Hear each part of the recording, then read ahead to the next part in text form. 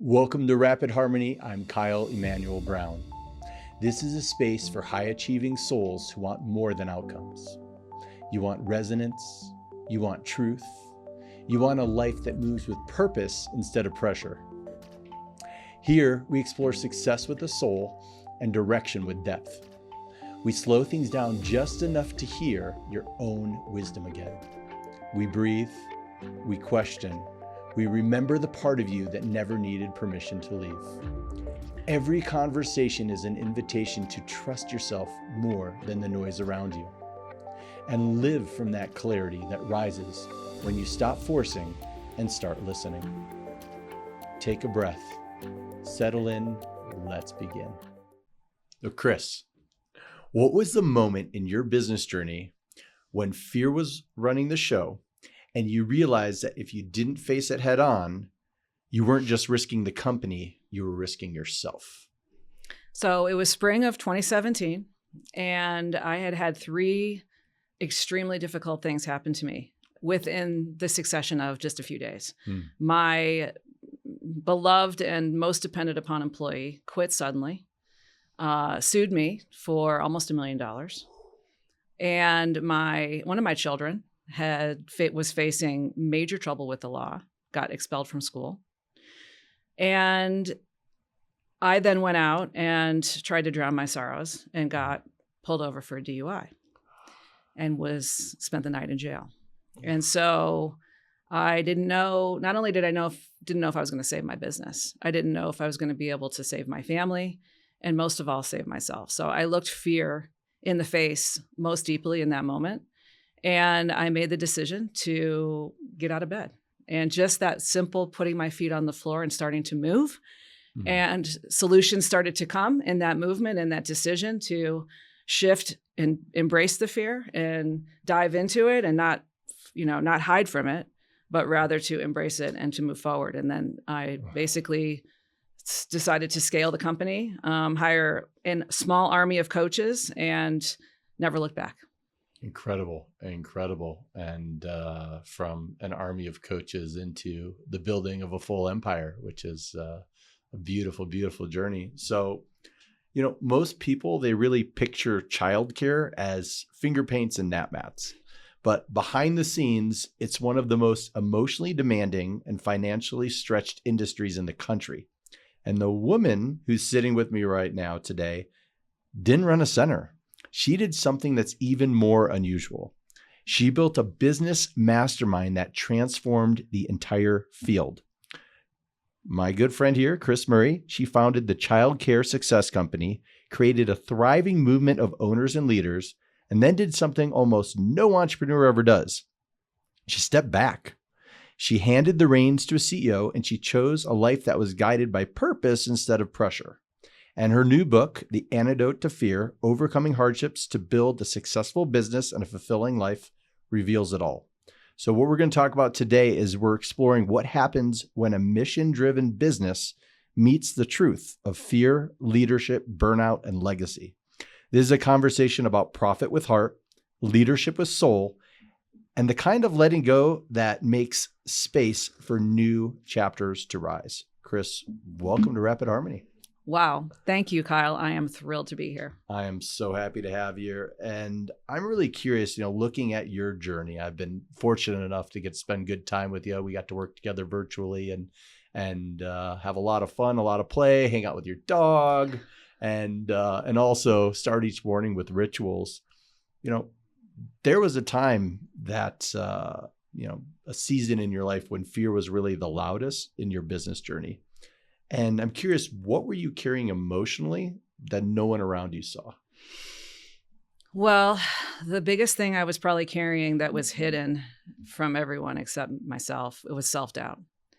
And I didn't want to even face those moments of self-doubt that I had. And I just continued to power through them because the only thing that I knew to do at that time, which was only about 7 years into not even 5 years into the journey. So I was really a younger entrepreneur, right. Had just crossed the 7-figure mark and was trying to scale on my way to 8 figures. Right. And so that period, and most entrepreneurs will tell you, like from 2 million to 10 million is one of the hardest things to break through. Yes. Because you've gotten to a certain level of success. You've done all the jobs yourself as a solopreneur, and then you start to scale, but you kind of hit a ceiling, at least I did, where it was like, can I really be this person? It's like the person that you have to become to take your company there. And the masks that I wore, because I didn't really want to own my truth and look fully in the mirror. And so that self-doubt just kind of like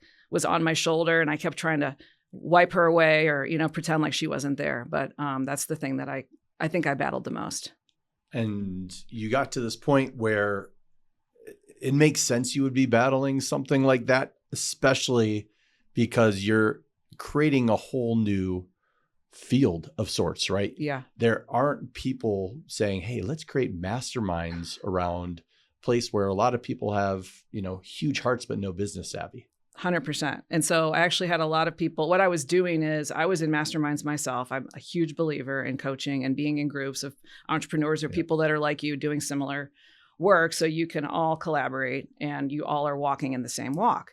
And so in those groups, it was mostly guys. And it was coaches and leaders who were like looking at me like, is your niche really going to be something that can produce the kind of business that you want? Because these are childcare people. They're people that are taking care of kids. They're glorified babysitters in some people's minds, not realizing that large childcare center operators have 7 and 8 figure businesses. Like they own real estate. They have 300 kids under one roof. They have 50 to 100 employees. Like these are big businesses. Right. But for people that don't really understand it, I had a lot of naysayers, a lot of people telling me that I couldn't do it. And that probably also contributed to some of those feelings of self-doubt. But I just kept powering through somehow. I just kept digging deeper and deeper. And also just relying on my own skills and my own intuition. I think even though I wasn't aware of my intuitive power back then, like I am now, I've still leaned into it. And that's what I think really carried me through as well. I love that. And this niche, you'd had kids at the time, but what did this niche specifically teach you about leadership and being an entrepreneur? So being such a heart-centered niche of primarily women and husband-wife teams, it taught me that just because you're heart-centered doesn't make you a good leader. And because a lot of times they were letting people run over them. They were not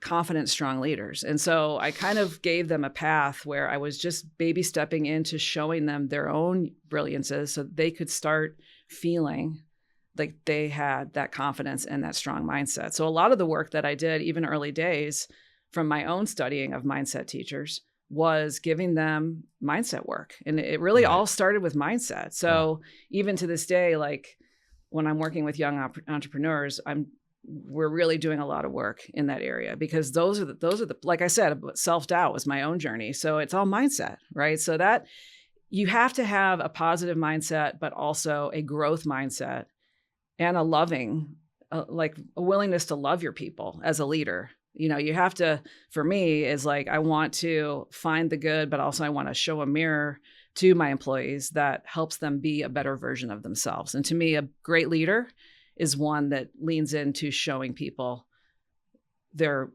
hidden brilliance. And they're like, oh, I didn't know I could do that. And then I'm like, yeah, you can do that. And then they step into it. It's amazing.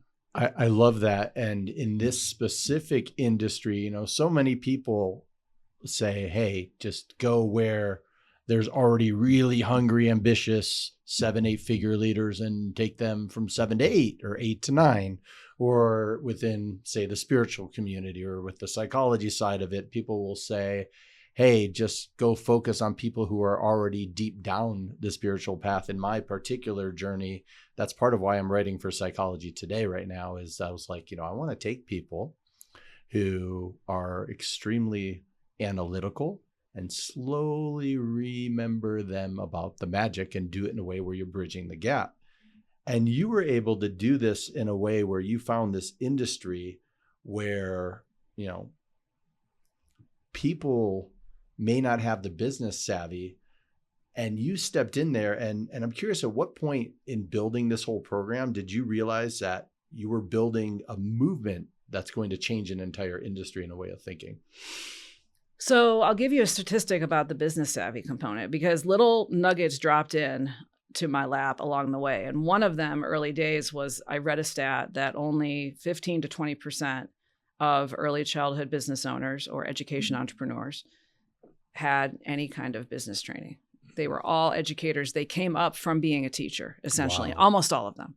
A handful came in from other, like corporate or whatever. But when I saw that statistic, I knew I had something, because I was like, my kids are in childcare, and I'm seeing that all the places where I put my children, whether it's preschool, daycare, home daycare, Montessori, are struggling with business skills, marketing, sales, leadership, financial, how to scale. So that was an amazing statistic. And so I was able to take that, and then, sorry, I forgot the second part of your question. Yeah. So as you were going through this, how did you, once you've taken that information, how did you get it to the place where you're like, whoa, this is actually getting momentum and it is changing the industry? Yeah. So about 5 years in, there was nobody doing what I was doing in this particular niche. Lots of people were doing it in dental and chiropractor and real estate and other niches. I was the first one in the childcare space. And we just started to get a lot of accolades and a lot of,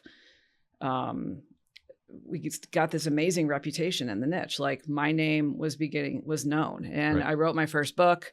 I started doing a podcast, and it just started to snowball. And so that momentum, you could really feel it. The clients were coming in. I do a conference once a year called the Childcare Success Summit that you got to speak at with your amazing daughter, Ava. And there was a tipping point. You could see where it was going from. It started out at 150 attendees, then 300, then 450, then 600, then 800, then 1,000 people came to the show. And that was when the whole team and I were just like getting really excited, because we were the only ones putting on this kind of a business event that was just gaining traction, and you could just feel that traction. It was so amazing to walk into the ballroom in Nashville with Ava. And I still remember my daughter, Ava, looking out at all the chairs beforehand, not nervous, just excited. And she was just like, wow, there's this many people here attending this who run childcare centers. I'm like, yeah. I said, there's a hunger and a growth. And I'm curious, with this modern get rich quick mindset that is so pushed, especially through social media, like, we're going to blow you up so fast, so quick, so this, so easy. You had to go into a whole new area and build something cumulatively over time. Yes. What kept you humble, patient, and hungry to be able to stand that long of a journey to get to that place where you started to get to exponential growth? So having a servant's heart, being fired up by getting people results, and feeling, sometimes they would call me their lifeline, or they would write to us, or they would send me an email, but knowing that I was making a difference. I've always, as a little kid, just said, I just want to make a difference. And I was making a really pretty darn big difference. And it felt really good. I felt like, my heart was just like in The Grinch Who Stole Christmas, like when his heart expands almost out of his body. Like, that's how I felt. And I woke up fired up pretty much every day. I mean, of course there were hard days, but for the most part, I was just juiced up by the work. And the other thing is delivering value. So today on the whole get rich, do stuff on social media that gets, go viral, blah, blah, blah. But that's not going to last. The thing that lasts, the lasting impact, is delivering value and making a difference for people. And so those are the things that I focused on. I love it. And I know you've coached thousands of leaders, and I'm curious, what patterns do you see in these entrepreneurs, the ones who rise versus the ones who quietly burn out? I think humility. I think working on mindset all the time. I think having a growth mindset, being willing to admit that you messed up. As a leader, I've messed up plenty, and being able to go to your people and just be vulnerable and go, you know what, guys, I definitely took us down the wrong path on that one, and I'm going to own it. and I'm going to, let's pivot us in a different direction. And then we're going to go kick some ass again together, and that just helps your people that are following you want to follow you to the ends of the earth, and you can't do it without that connected team. The connected team is everything, because once we got the right team, the right people in the right seats, and we continued to scale, and we scaled the coaching team to about 10. I think now it's 12 people in the coaching team alone. It just, everybody's talents started to shine, and you're shining those diamonds, and all of those talents just create this beautiful cosmic difference maker. So that, putting my energy into that and then seeing that evolve into something really amazing is the key. I love that. And I, fortunately, since we got to work together, I got to see a little bit of the behind the scenes of moments where, you were looking at, are all of the team members aligned, and are they truly the MVP for that particular position, and needing to make the tough calls for transition.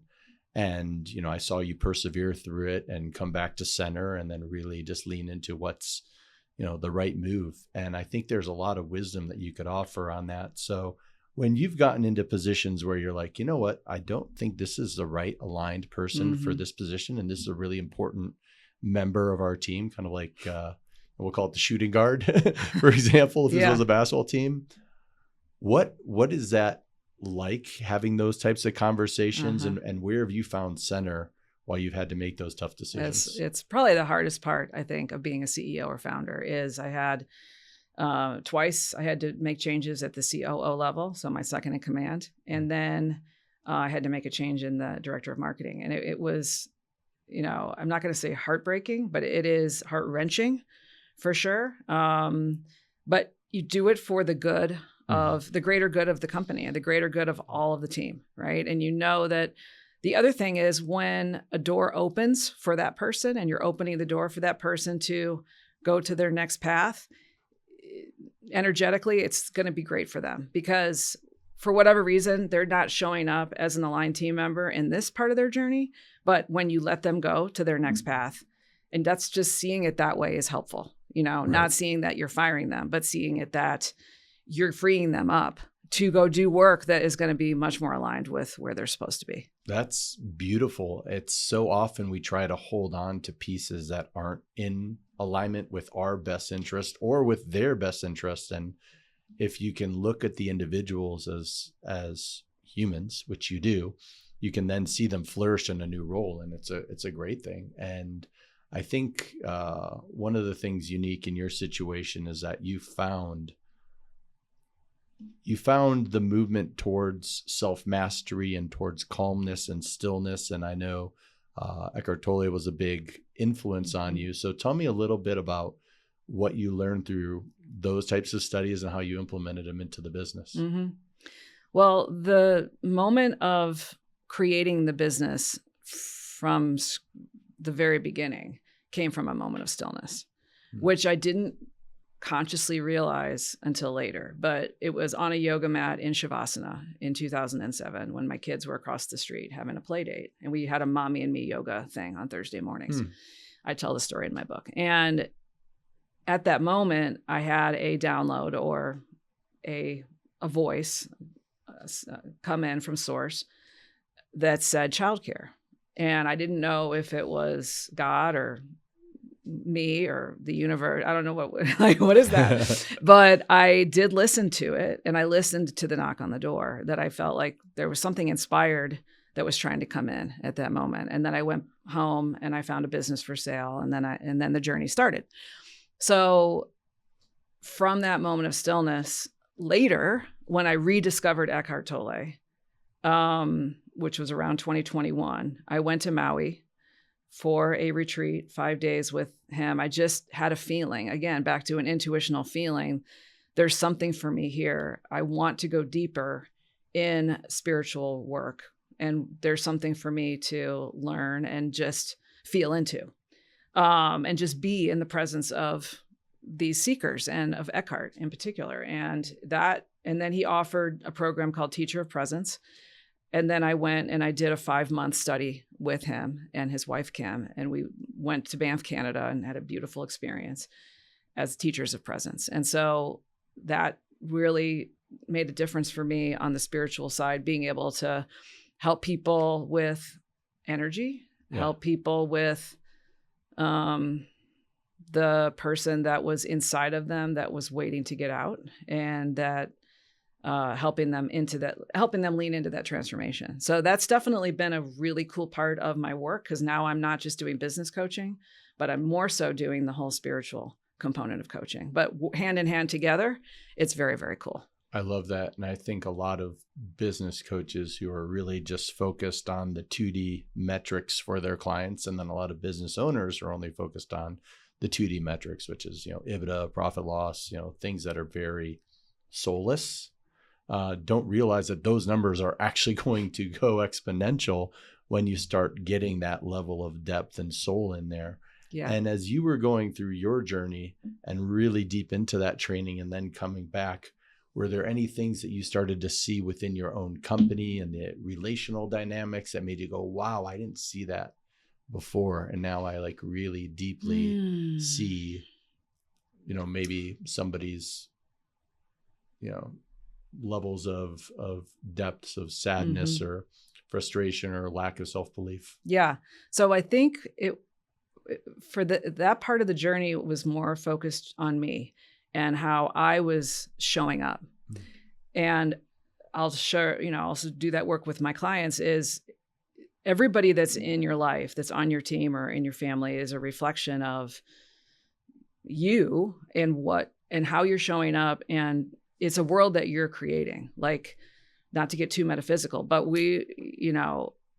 I want to get my message out in a bigger way. And then 2 days later, Kyle Brown emails me and has hey, come on my podcast. And then yesterday, somebody bought my book, and she is a client. She became a client yesterday. I'm not even joking. Oh. So literally, I got a vibe to go finish this book and do a TED Talk, which I've done. And it was the world wants to hear this. And it wasn't, it's by stepping into that, and I'm manifesting this amazing experience that I never even imagined that I would be doing. So everybody has the capability to manifest that for themselves. And so when I did this work, I realized that my company could, I could have that impact where I could look at how I'm showing up, and it all comes back to me and to myself looking in the mirror. So once I went through the work, the journey just became a lot more fun and, to be honest, easy, because I was in a mode of acceptance instead of resistance. And so it was really just all about me, how I was showing up. If I pull out of resistance and accept everybody for who they are and stop trying to change them, then the path just opened up. I can't describe it in words, but it was just this beautiful thing where it just became a life of ease. It became a leadership path that was a lot more free and a lot easier. And so that's the benefit of doing the work. I love that. And if you could walk through a portal, because, that's kind of how we do. Yeah. And you could go whisper to that 2007, you said, version of you on that yoga mat, a little bit of entrepreneurial wisdom that you've gained in all these years. Yeah. And, you had just enough time. She's in Shavasana for about another 2 minutes. What would you tell her in those little 2 minutes? Well, this gets back to your journey and your book, because I would tell her to trust herself and to trust her process, to back herself instead of doubting herself. Because every single time that I embraced total self-trust and trusted my process, things would just flow. And so tapping into that flow and understanding when you're in flow and when you're in resistance is everything. It's just realizing that you're either in one or the other, or you're in neutral, but realizing where you are, and then just kind of being present with it. You don't have to change anything. You don't have to, but it's don't judge yourself. Just try to get back to loving and accepting and trusting yourself. And then the more you can trust your process and back yourself, the easier it's going to be. But as humans, it's hard for us to do that, right? That's right. So, but that's the message that I would have told her. I love that. And, Yeah, I think a lot of times as humans, when we're running the show, so to speak, Yeah. I like to talk about the microscope and the telescope. Like we can be really way too in the weeds looking through that telescope. We need to just sort of pull back and start looking, looking through the microscope and pull back and start looking through the telescope. And you went through a really unique transition that most business owners say, one day, especially once they really start getting a big picture of the business potential and can step away from the hubris of this company can't survive without me. And you stepped into the role of saying, I'm going to bring a CEO in to run the company. Yeah. And I'm going to move into founder role. So tell me a little bit about that journey. What was that like for you? Yeah. So I knew that as I was driving to my office in Carbondale, where we worked out a little bit together, probably 2 or 3 days out of 5, I was starting to feel that I wasn't feeling energized about this path anymore. And like I would be driving and leaving my neighborhood and I would say, oh, if only I could just play tennis and do yoga today and not have to work. And I was like, like that's new. And so I knew there was something in me that was wanting to exit and was going to be starting to get tired of this path and wanting something different. And so a couple of years prior to that, I had done an ESOP, which is an employee stock ownership plan. Okay. And I basically sold my company to my employees. And there's a bunch of logistical, tax, beneficial reasons to do that. Wow. And at this time I was like 52. And so I wanted to basically exit by the time I was 60. And also I was just starting to feel that I'm not sure I really love doing this anymore. So I just would say to people listening to this podcast, just listen, listen to the little voices that are showing up because if you're starting to have that, but you're going to keep pushing, it's going to become more of a path of resistance and less acceptance. And so I honored myself, I listened to myself, and I exited fully in 2023. I got off the treadmill. A coach of mine in the spiritual side was like, when are you going to get off the effing treadmill? And so I let it come in. And November 1st, 2023 was the day I got off the treadmill. And because that just came in. It came in. I woke up with that date in my head after asking. And so shifted into founder role. I had a beautiful CEO in the wings, ready to go. She knew the business inside and out. She'd been a CEO before. She succeeded me on that day. We got the team all ready. Everybody was super excited. And we never looked back. And now the business is thriving without me. I still show up. I'm still doing the podcast. I show up on the stage, but mostly I'm in the background and she's running everything. And so it feels really good because it did allow me to create spaciousness in my life, which was needed to go into more of this spiritual mindset, awakening, coaching along with business coaching. Right. Yeah. It also allowed you to step into looking at the other facets of your identity and success beyond just the piece of you that was the business leader. And there's something on that left finger, that new little piece of jewelry that I haven't gotten to see yet, but I've been cheering on for the sidelines. Thank you. So yes. How did that whole thing come into being in this whole process? Oh yeah. So I got engaged in July and I met Chef Mitch in early January of 2024. And I did a manifestation ceremony around that. I don't know how much deeply you want me to go into that, but go there. But, if the audience can't handle woo, they're listening to the wrong podcast. Yeah, well, and actually, so this process of manifestation we'd like to try to say it's not woo. The way that I think about manifestation, and again, I write about this in my book, is that it's a giving process. So it's just energy. So everything's energy. So,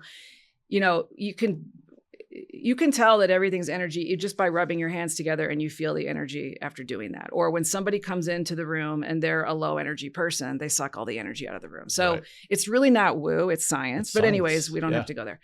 So I tapped into, what do I want to give to a relationship? How do I want to fuel it? How do I want to light this person up? And I actually wrote about it in my journal. And I said, I would love to receive and give pleasure. I would love to crack up with hilarious laughter and tears coming out of our eyes together at silly things. I would love to enjoy beautiful meals together. I would love to hold space for him when he's needing that, and mostly create a beautiful but simple life together. And I wrote that in my journal. And so from that energy, I met Kris. He came into his nickname is Mitch, so Chef Mitch, but, and he does cook me dinner every night. So there's that. I didn't put that in my manifestation, but that just showed up as a bonus. But you are a foodie, so it was perfect. Exactly. I'm like bonus.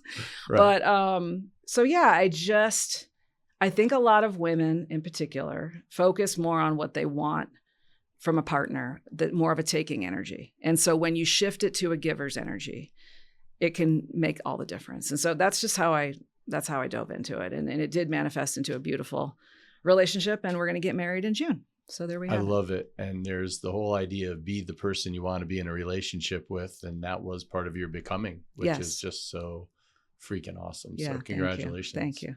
And, I want to shift a little bit into this idea of profit with a heart. Yeah. And I think it's important because you've led with that, with the vulnerability and different things. But I'm curious to you, what does profit with a heart actually mean to you in practice, not just in theory?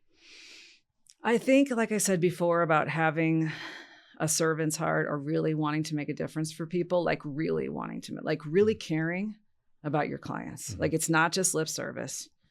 That when a client emails you or calls you out of the blue and they really need, it's a 911 call, like they need you, that you're there for them, And I think I always said it doesn't really matter. I mean, the money's great, and there is some ego around, creating an 8-figure brand.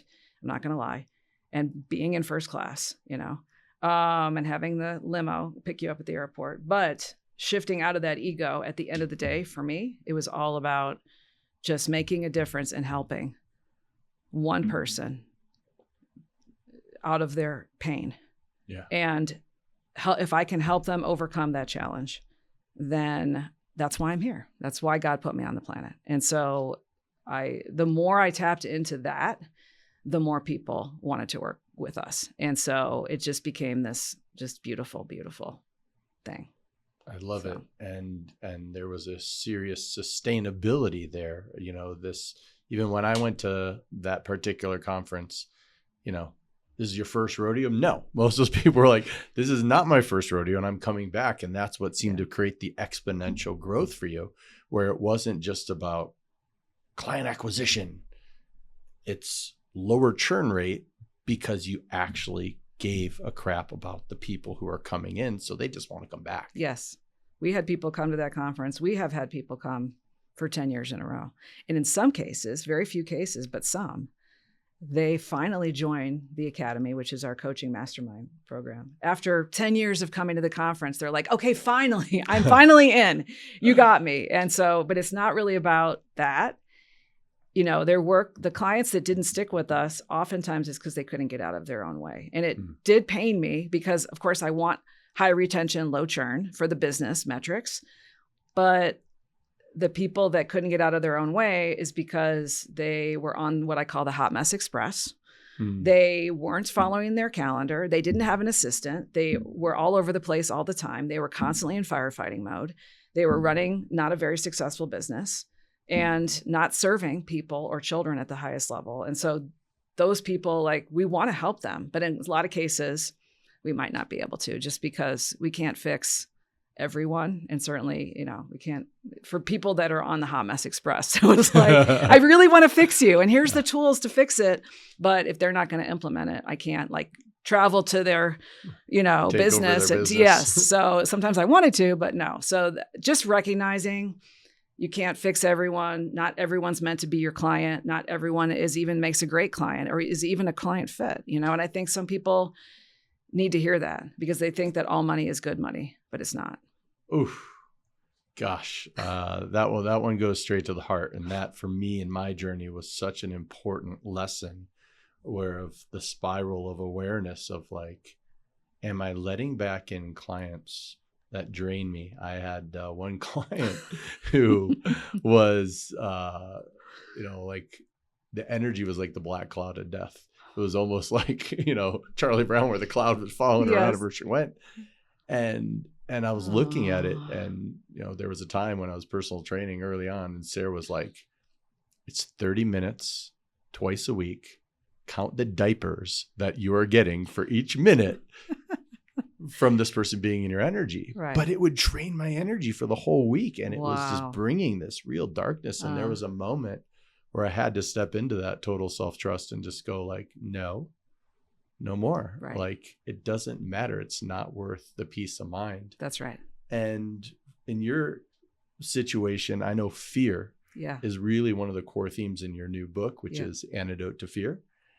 And how does fear show up in business, and what's the right way that you've seen to work with it? Oh my gosh.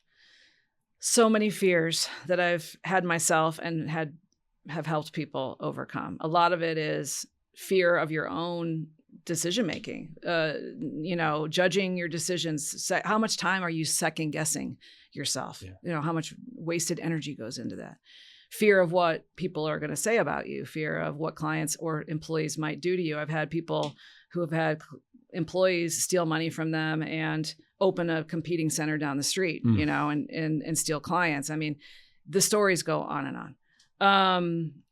But it's really about how much time and energy you're spending in fear, trying to shift out of that fearful place. And I give people 10 strategies in the book to how to shift that, is to reclaim your power, reclaim your destiny, and the impact that what you were put on this planet to make. And so when you let fear stop you and you let fear dim your light, you're just letting it keep you small. And so I am constantly trying to work with people because, the old acronym is false experiences appearing real is fear, right? So, it really is. It's all in our heads. A lot of times we're afraid of something imaginary that's never going to happen. It's in the future. It has, and how much time are we spending in there? It's crazy. So that's what I just try to do, is either make a joke out of it, shine a light on it, embrace the fear, hug the fear, love the fear, tap into gratitude instead of fear. These are all things that we can do as just practical steps to get us out of that energy. That's beautiful. It aligns well with Pitbull took that acronym and changed it to face everything and rise. And those are all ways that you're facing it. And I know, a lot of entrepreneurs, they hit this wall where the business feels heavy and the soul feels really tired. And if you're working with somebody, what's the first shift that you'd have them make this week? If somebody's listening right now and they're like, my soul's just tired. Yeah. What would you have them do this week? I asked them to come back to do some homework and to go ponder, spend some time in quiet, and come back to me with one or two things that they love. Mm-hmm. Let's focus back on what you love. If you're in exhaustion and you feel heavy, it's probably because you're spending a lot of time and energy on things that are either draining you, clients that are draining you, but you've forgotten what you love. And so just shifting your energy back to, what I love is, or what I would love, what I truly love is X, Y, or Z. And just focusing back on that can lighten people up almost immediately. So that's one of our little homework exercises. The other thing I work with them is, what is irritating you in your life? What are things in your typical week? I want you to be it's a noticing practice. What you're going to do between now and our next call is you're going to notice when you're irritated, edgy, stressed, and feeling heavy. What are the things that are those triggers? And just write them down in your journal. And then we're going to bring them to the next call and we're going to talk through them and kind of reclaiming power from those things, or figuring out how we can say goodbye to those things, and coming back to flow. So, those are two things that I help people do. I love it. I love it. And actually my next question for you is not just for the listeners at home. This is one I haven't been able to drop in with you on. And, sometimes it takes time to get perspective. So I'm excited about, hear your experience from this. So you now have a CEO who's running the company. I'm curious, what surprised you most about the transition from founder to guided mentor? So I went through a period where I embraced the void, and I had to shift the identity. You mentioned identity before. So everything, a lot of it's wrapped up when you're running the CEO, you're doing all the powerful things, and you've got this identity as a 7 or 8 figure CEO. And then you quit, and then you're home, and you're like, and then you feel like, I wonder if I'm still relevant, and go through all of these interesting little things. And then, that journey of just being present with those identity shifts, that the fear of not being relevant in, or the fear of not having a voice, or the fear of not having people know who I am, or whatever it is. And so I actually pulled a card. I did a card from a Star Seeker Oracle deck. Star Seeds, I think it is. Anyways, I pulled a card, which is I'm not a big like Oracle card person, but I was hanging with the Mavericks, and Yannick Silver told me about this card deck, and very successful CEO. And he's like, this is a really good. And so I pulled a card shortly after the November 1st leaving of CEO. And the card was the void. And I was like, holy crap. So I taped the card on my mirror in my bathroom. And I just sat with the void. And it was like, this is a season, we're going into winter. Also, this can be a winter of your life where it's time, at some point, a rebirth will come, spring will come, but don't worry about that right now. Just embrace the void. And so the hardest part, but also the most beautiful part, was just that journey of being in the void and doing nothing, and just waking up and just being with my day and being present with myself. And then whatever came in, came in. And then the spring did come, and things started to flourish, and I started writing again. But yeah, I think going through, allowing yourself to have nothingness and not being afraid of the nothing, I think was the big aha there. I love that. And, the way I've always tried to frame cards is, I imagine you got this whole giant spirit team, all your ancestors, all your guides sitting around, kind of waiting for you to finally sit still and shut up. Yeah. And so the one moment that you sit still, you're quiet, and somebody flips a card, it can now deliver the message to you that way. That's right. So it's like it's behind the deck. And it's similar to where you can get messages through songs or movies or whatnot, but it's like, finally, you're flipping the card, you're being quiet, and you're actually going to stop talking and start listening. Right. And it's such a cool experience. And I think that's where the serendipities come in. You're just like, how? Yeah. And I think the how is the magic of like, we're sitting here talking to you all the time. Right. Can you just sit down, be quiet, and listen? Yeah. And, in your situation, I'm curious, letting go was a big thing that you had to do, which is one of the biggest fears of a CEO, of letting go of control. In some cases, it's the letting go of control, even while they are active CEO, of like, even if they're a solopreneur trying to go into having and building a team. So that process of letting go of like, okay, maybe I'm not going to handle my own marketing. Or in my case with this, maybe I'm going to actually let's do podcasts, do the podcast production and not do it myself. Right. How do you guide people through that letting go process? And where have you really learned to master that ability to let go in business? Yeah, I think letting go and trusting is everything.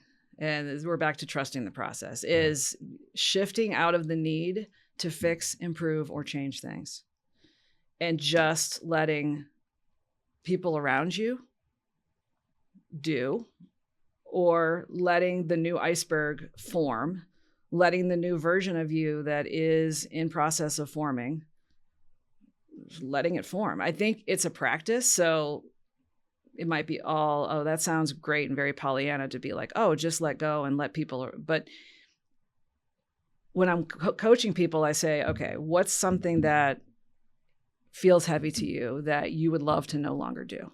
Right. That's draining you. And they'll tell me. And then I'll be like, all right, so what are 2 ways that we can creatively tap into not doing that anymore, whether it's hiring somebody or just stop doing it altogether or let them fix it themselves. So, for example, a childcare client might come to me and they're like, I have these problem clients. They keep wanting me to do XYZ with their child. Their child is a disruptor in the classroom. I really want to let them go. I really want to re-gift them to the universe. Yes. And I'm like, but I'm afraid because I'm afraid what people will say about me, you know? So that's something where I gently kind of illuminate the path for them and give them sometimes strategies and tactics, but oftentimes it's just like, you can do this. And they say yes to it. They like, just do it. And then they realize that this should have been done months ago and how much freer they are. So once you get into the path of doing and letting go, it becomes a practice. Like anything, it becomes a practice because the more you let go and you just tap into that new iceberg, don't need to fix, improve, and change it. Let's just go next, then you become freer and freer and freer and freer. And you realize how light you are. Yes. And then you never want to go back to the heavy. So that's really the path. But it's kind of different for everyone, but that's essentially what it is. I love it. I'm going to hit you with a couple quick rapid fire ones. And I just want you just to let this one, out of the head into the heart, come from that place of wisdom. So what is a fear you no longer negotiate with?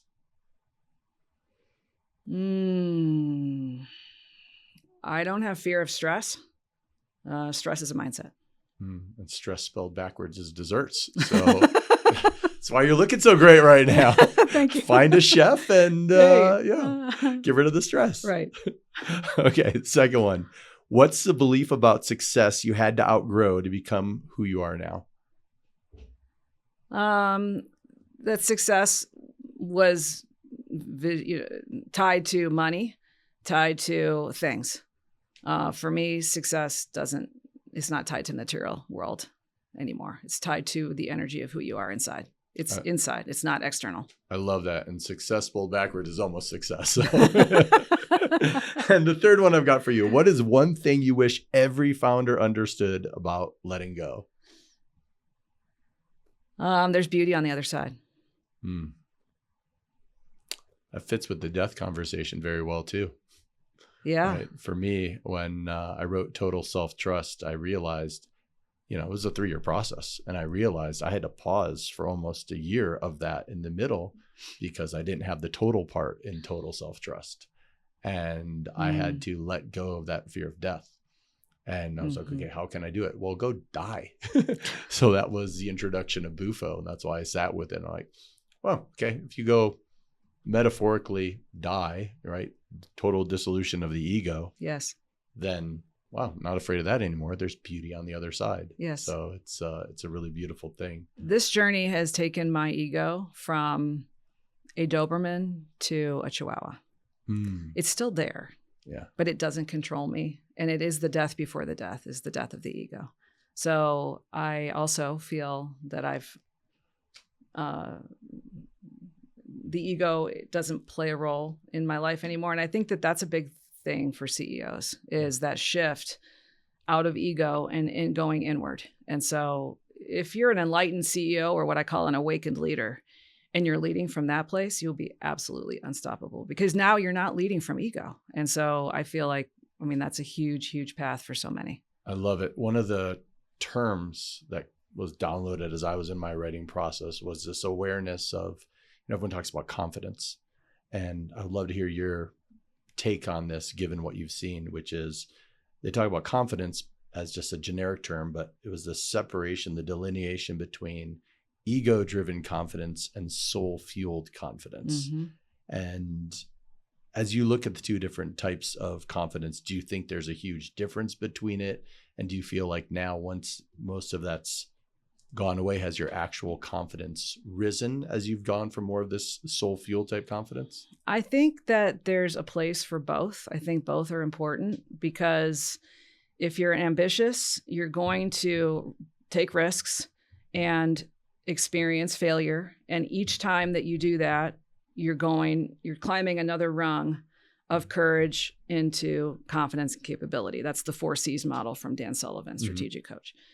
So that's one level. But if you combine that with intuition, which is what I refer as the second kind of confidence from within,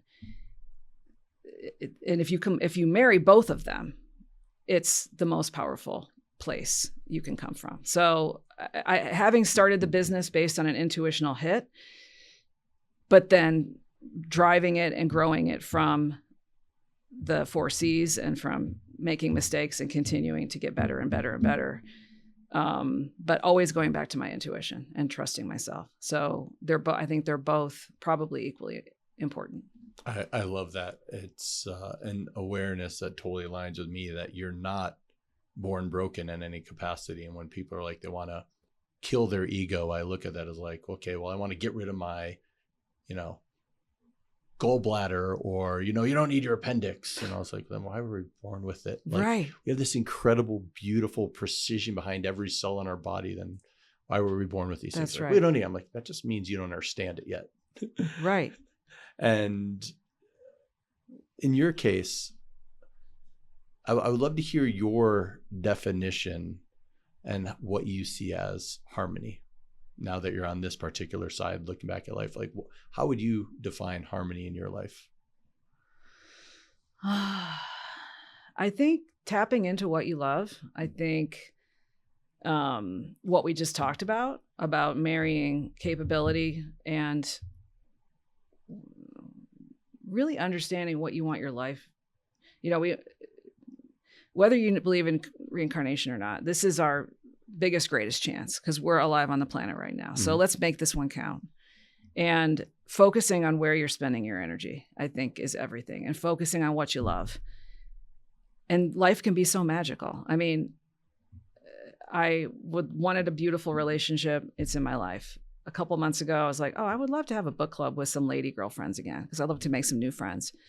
It's happened. So now Amazing. I'm in a book club. Like, just focusing on what you love with an open heart can bring everything that you want into your life. And I know that sounds woo-woo, and you got to also do the work of healing the old emotion that you're carrying. So if you're carrying a lot of old stories of things that happened to you, and if you find in your languaging that you've got, oh, well, I can't do that because my dad and my sister and my mom and all that early conditioning is still showing up for you and limiting you, then it's going to be hard for you to really tap into what we're talking about. So you got to also do the work of healing the old stories and the old junk that's back there. And I think a lot of people don't realize how much old emotion they're still carrying in their bodies. So that was a huge piece of it too.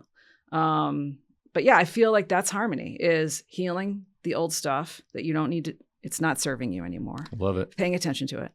And then paying attention to where your energy is going now, and then focus on what you love and just keep shifting towards that, and you will have harmony in your life. It's beautiful. I look at that same piece with mastery. So I wear this is actually a royal python's spine. Whoa. And so I have this on to remember that so much of mastery is first shedding everything that doesn't serve you to make space for everything that you want. That's right. And, as you're sitting at this place and you're looking at, all right, there are so many people listening right now that are viewing your situation and your journey and saying, wow, she actually completed the story of the visit, which is rare, right? A lot of people, there's some sort of ending, explosion, whatnot on the journey, or a burial, but yours is really stepping into a legacy of this thing goes on and breathes without you. Yes. And so for anyone who's has that type of ambition, we have a lot of high achieving conscious entrepreneurs listening. And if every listener could walk away remembering one sentence from you about this process, what would that be? I think we're back to trust yourself. Beautiful. And lean into your inner knowing. Like your higher self knows. But I think we stay stuck in our small self and our ego and don't trust it. So I got to get back to, and creating spaciousness is a big part, Kyle, because when you don't have space, you can't hear it. So what are the things in your life that are taking up space? Clear those out. You could even be cleaning your office. Where is clutter emotionally or physically in your life? Make space, and you'll be much more likely to hear those messages and then be able to lean in. A lot of times just people can't hear it because there's just too much stuff. So. I love it. I love it. Well, Kris, thank you for this. You're welcome. Your courage, your honesty, and really the way you've built your business that lifts people up instead of burning them down. That's powerful. And so many entrepreneurs are going to recognize themselves, I think, in your journey.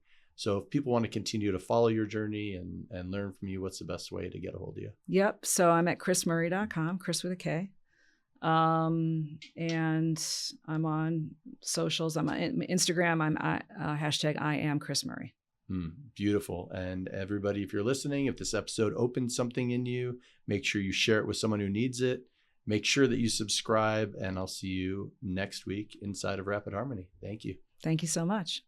All right, my friend, if this episode sparked something in you, don't just wander off into the abyss of the internet. Hit subscribe so you can actually get the good stuff when it drops. And if you're feeling generous or mildly enlightened, leave some love in a review. It takes just 30 seconds, and somehow it feeds the algorithm gods so they notice and more people who really need it. Now, if you want to step deeper into my world, rapidharmony.com is where the real magic lives. Coaching, community, rituals, and a few surprises that are way better than just scrolling around another motivational reel and not doing anything about it. Thank you for listening. Thank you for being you. And remember, your inner harmony isn't hiding. It's just waiting for you to pay attention. I'll see you on the next episode. Now go subscribe before you forget.